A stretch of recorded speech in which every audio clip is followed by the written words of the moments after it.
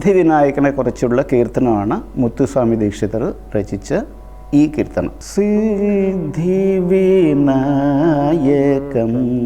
അനിശം ചിന്തയാമ്യഹം സിദ്ധിവിനായകം അനിശം.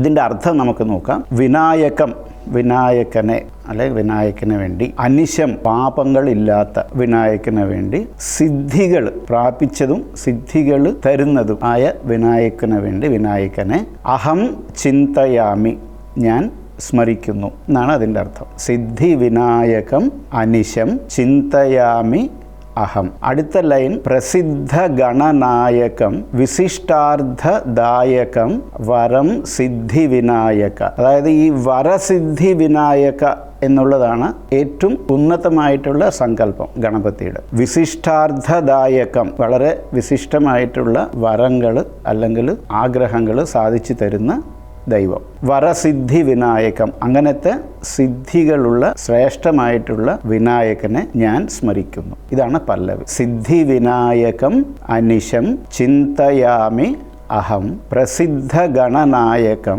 വിശിഷ്ടാർത്ഥദായകം വരം സിദ്ധി വിനായക ചിന്തയാമി.